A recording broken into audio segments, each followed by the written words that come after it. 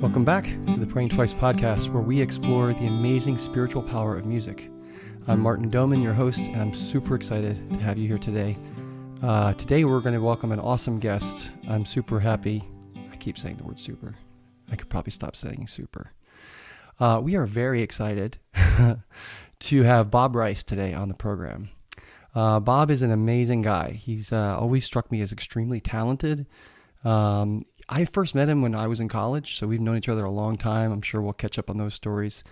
But Bob is just one of these guys that just does everything, and he does everything well.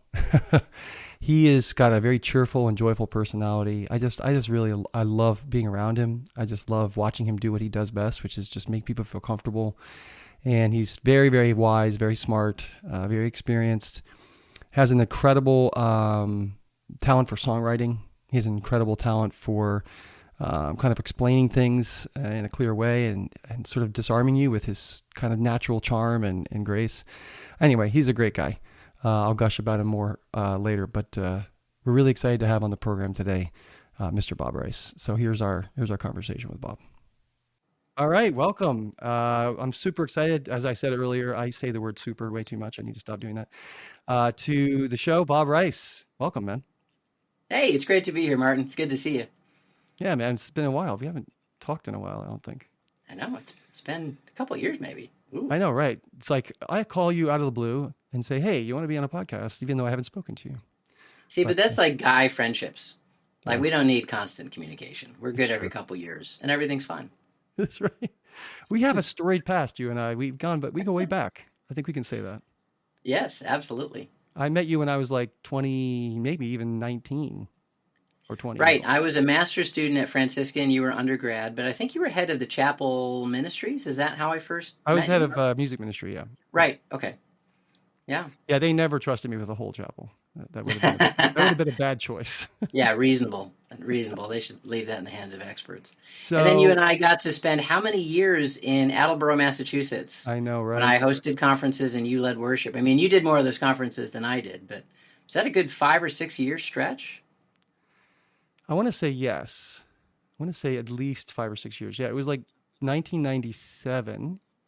Okay. So like 2004, something like Yeah. that.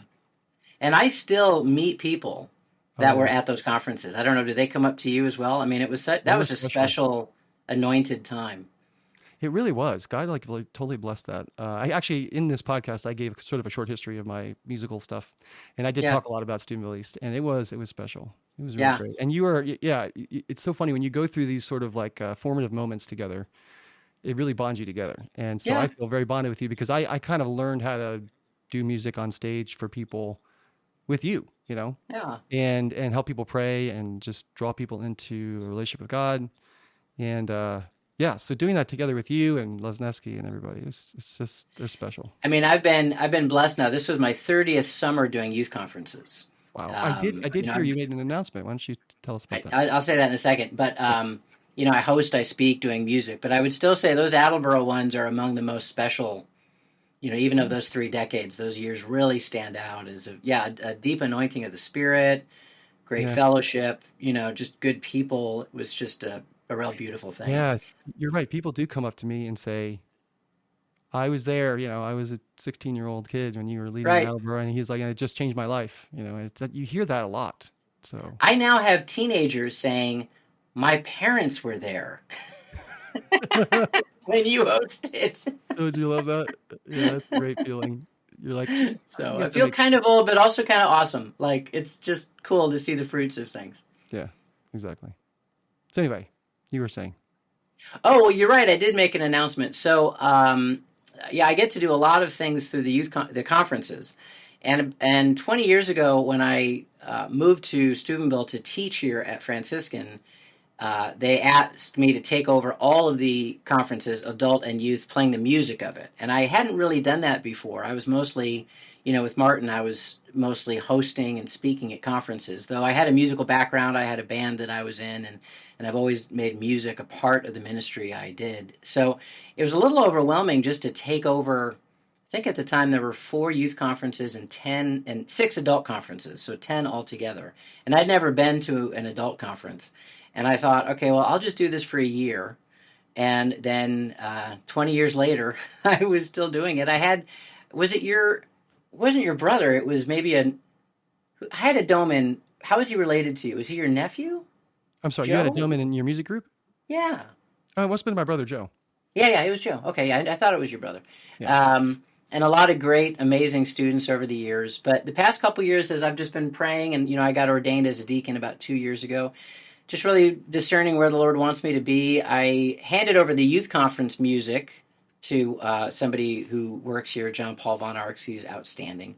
And I kept hold of the adult conferences until this summer, and just really felt like this would be my last summer leading worship at that kind of full scale thing. Not walking away from music, but at least that kind of big Steubenville event. Sure. And it was very peaceful. It was nice to feel like a job well done. Absolutely. And you have done a good job. I mean, you've Thanks. got great leadership ability to bring things out of students, bring the best out of students. So it's awesome.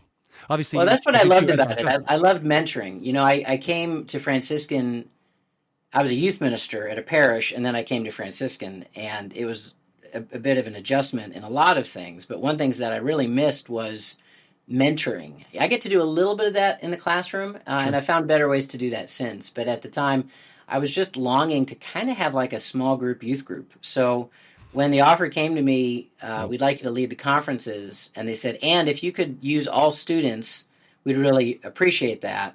I thought, I get my youth group back. It was like a little musical youth group, just lots of great relationships and opportunities. That's so great. Well, let's start at the beginning. I want to ask you a little bit about your musical journey. We do that a lot Sure. with our guests. Sort of like, the premise of our podcast, as I've told you already, is about the spiritual power of music. How music is just has this amazing ability to touch the deepest parts of ourselves and bring something out. Bring out that longing, that spiritual desire for something more, for something meaningful.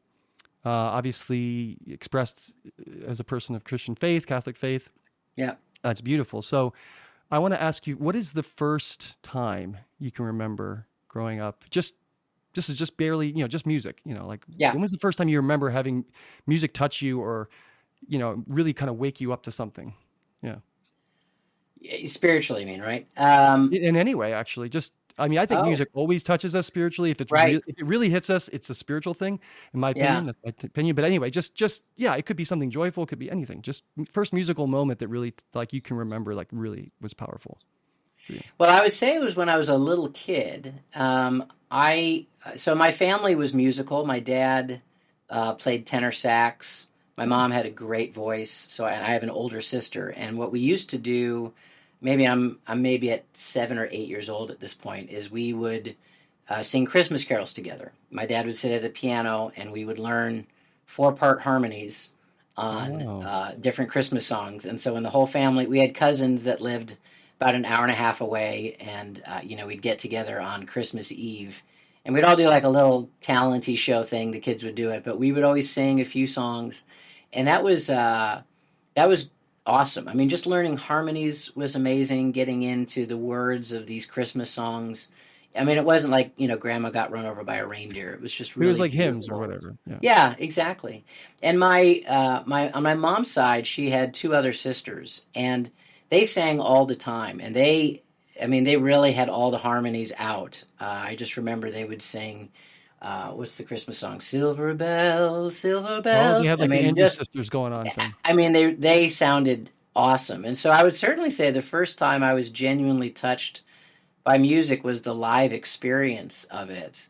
So were you Particularly for my performing this or mom and just my listening dad. to it? I mean, it was a both. Both. I mean, it started just by listening to it. Every time the family got together, they would always sing Silver Bells. They would sing Old Cape Cod. They were Oh, all so it from wasn't just hymns. It was Massachusetts. like, kind of, I guess you would call old popular music Christmas. Yeah, right.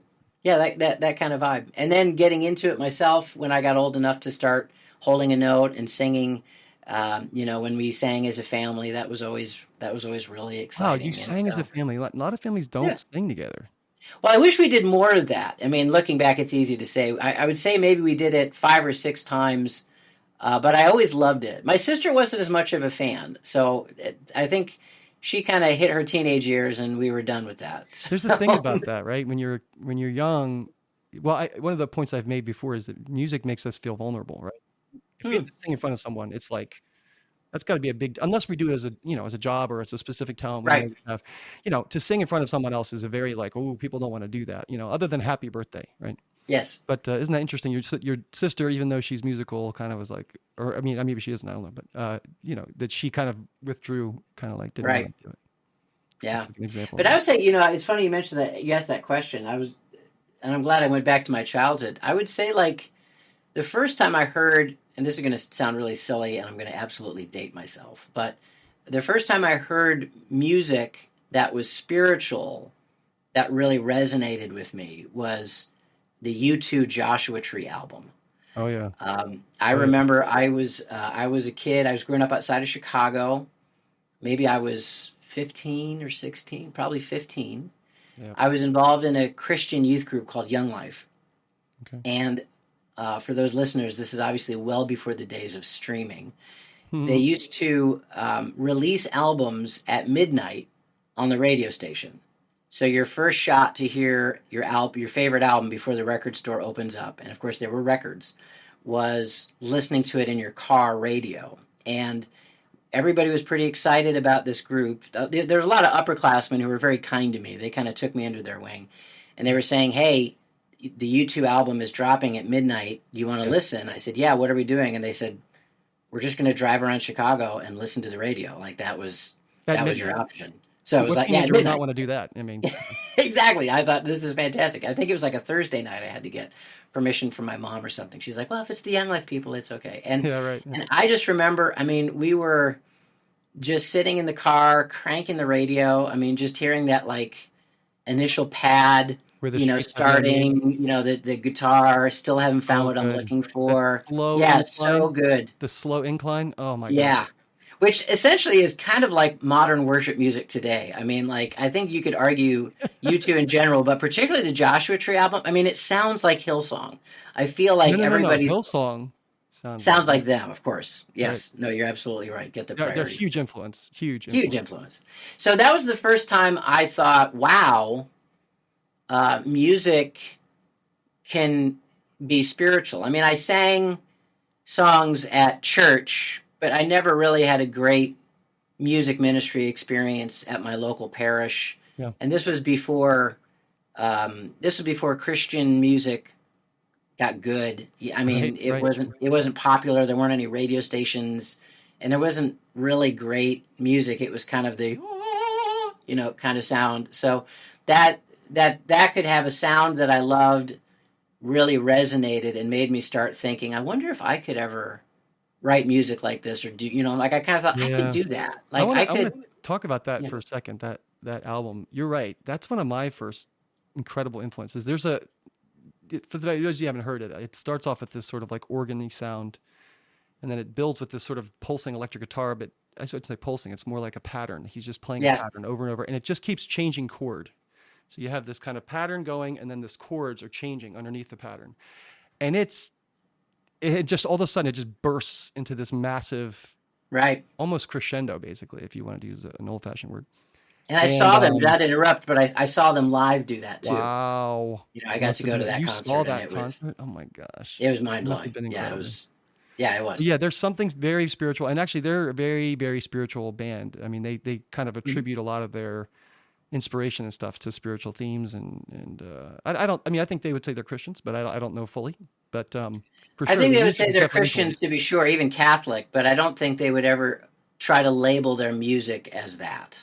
Right. But it's coming from who they are. Is so spiritual, right? It's so powerful. Yeah. So for sure. Awesome. So other influences musically that you can remember that, I mean, I've listened to a lot of your music. I've played a lot of your music. I've performed a lot of your music. Bob had the opportunity to write a lot of songs for the Steubenville Youth Conferences back in the day when they had a theme song every year. Bob wrote a lot of those songs, and they were all winners. Inflicted them upon musicians across the country. They were all winners. I mean, I can tell you honestly, as a bandmate, or somebody who was in a band and leading a band, we would pull out this sheet music and recording, and you're not there, and there's some, we're just sitting there as a band and we're going over this song and we're like, this is a fun song. Like we just love this. You have a great gift of writing just fun, catchy music and about God. So, when you're young, you're kind of too cool for God stuff, you don't really want to. And then all of a sudden you encounter something like that and it's like, wow, this is cool and it's about God. Is that possible? Like, and that was sort of like the vibe I always got from your music. It was just super fun. And it was a great catalyst for, just kind of opening up the conference and sort of helping people kind of loosen up a little bit and realize, Yeah. okay, it's not weird for me to be like excited about our God thing right now, for the kids in the conference. Yeah. And that's the kind of music I love to write. It's very kind of upbeat, joyful.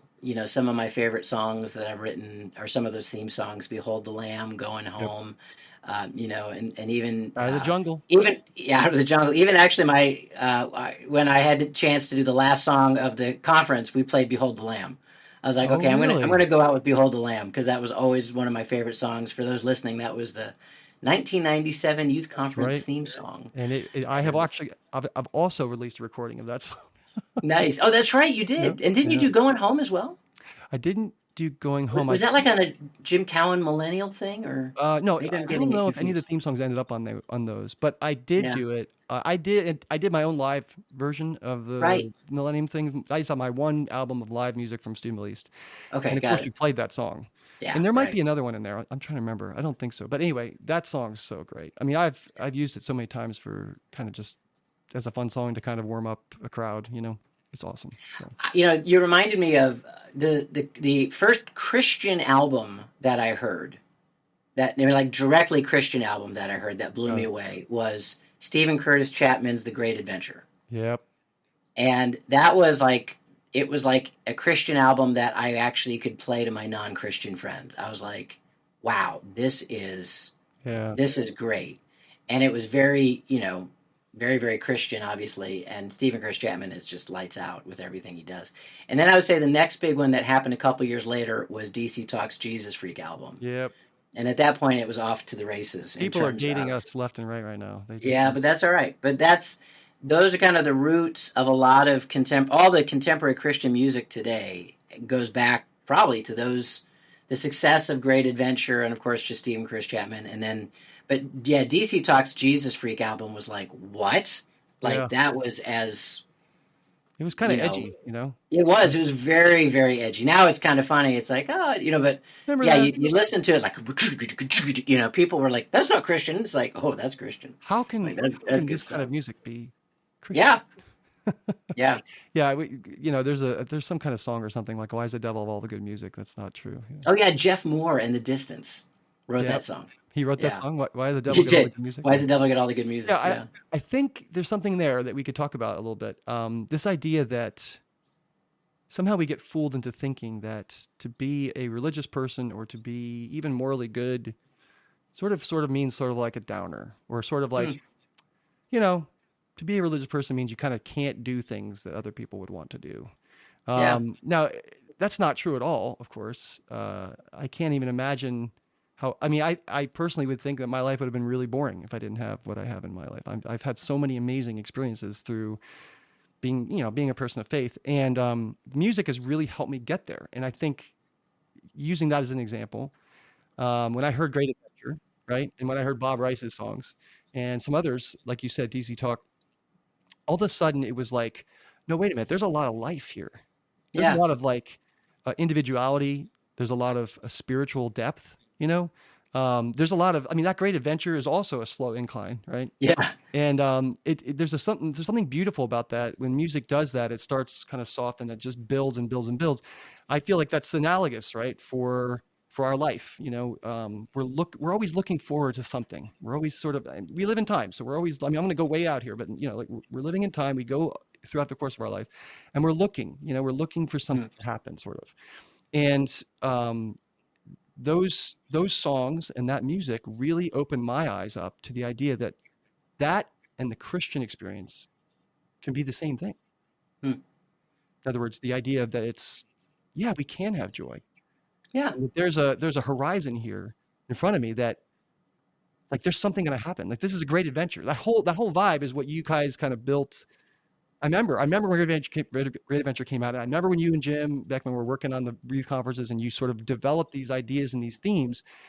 that was a huge part of so many people's, coming to know God and in a deeper Yeah. way was that idea that this is something in front of us that's amazing that we can experience. Talk about And being part I of it. think Talk you're, about a little bit about yeah, I think what you said, you said a lot of great things, but one thing that you said I want to focus on is that idea of joy and hope. it. Christian music is a little strange in the sense that it's not a musical genre, it's a lyrical genre. Yeah. And I can't think of anything else that fits that category. I mean, what is Christian music? Well, it's all sorts of musical genres. What defines it as Christian music? It's the lyrics and it's what it's saying. And when you compare the lyrics usually of Christian music, it's, it covers the whole gamut of human emotion, but I would say predominantly it's hopeful and joyful. Like you listen to a lot of the popular songs or other things, and even if people are in a tough time, it's "I still will trust you, Lord." Yes, I will. Get like all these things. It's always turning to the positive. And when you listen to secular music, it's usually about relationships that many times might have gone sour. Like there's an occasionally like, "Hey, we're having a great relationship," but usually it's not, or it's a longing, it's an unsatisfied whatever, and that really changes the dynamic, I think. It's easy sometimes for people to think that art is pain. And so, you have somebody singing a happy song and they're like, oh, that's not a real song. I was at a conference and we're going around the table saying like, how are we doing? And I said, I'm doing great. And somebody said, well, let's get real. And I went, well, I was real. I am doing great. Sometimes it's like, oh yeah, we say we're great, but we don't mean it. Like, let's get real. That is the thing. But I understand. Yeah, and I think that translates into art sometimes. That people, if they hear a joyful song, right now I'm totally vibing on the band Kane, the song "I'm So Blessed." It's just happy, and that is how I feel. Like that's in the Lord. That's exactly how I feel. Yeah. And somebody that doesn't know the Lord might be like, oh, well, that's just what you're saying, but how do you really feel? I really feel blessed. Like as if now. Underneath the surface, you're actually miserable. There's always something under the surface, because nobody's really that happy. Well, without Jesus, you're definitely not that happy. And that doesn't mean that in Jesus everything is always happy, right. But it means that even in the midst of difficulty, I can find a happiness and a joy that the world can't. And at least as a musician, for me, that's what I love to express in music because, man, just music, you're right, it's an emotion magnifier, but you can just start playing a good song, an upbeat song, and it's like you can't stay depressed. Like it just overwhelms you. It has almost an overwhelming, inexorable power. Yeah. It's going to, my wife, it's funny, my wife's Latin, she's Puerto Rican, and you cannot play Latin music in her presence without her starting to move. It's amazing. Yeah. Like she just has it. I love to emphasize this in our podcast because it's like, it's an incredible power. It's an incredible power. Yeah. What other thing can you just sort of turn something on and everyone in the room changes their mood, or at least it has a reaction to the change of mood? Right. It's so powerful. There's a reason why it's used in almost every media we have, right? Yeah. There's always some. Well, and even if you think of movies, if you're not a musician, sometimes you might not be attentive to the soundtrack that's in the background. Some are more obnoxious than others. Or not obnoxious. Some are more dominant. Like a John Williams soundtrack is always going to just punch you in the face with it. But a lot of other soundtracks are very subtle, yet it's exactly the very thing that sets the mood. And without the soundtrack, sometimes there's YouTube clips of like famous scenes without the soundtrack, and it just seems so weird. Right. It's almost like foreign to the experience. Yeah, exactly. Isn't that funny? All right, so let's take a little break because I usually break up my shows into halves so people can do it in about 25 minutes. So we'll take a little break and we'll be back with Bob. Wow. This has been really awesome. Just taking a little break from the conversation with Bob. I just want to make sure I mention to you guys, if you really enjoy the podcast, please rate, subscribe. If you're watching on YouTube, hit the like button, hit the subscription button if you want to keep listening. We would just love to have you share this with those that you love and share this great message about music. So until next time, we'll finish up with Bob in our second half next time. Thanks so much.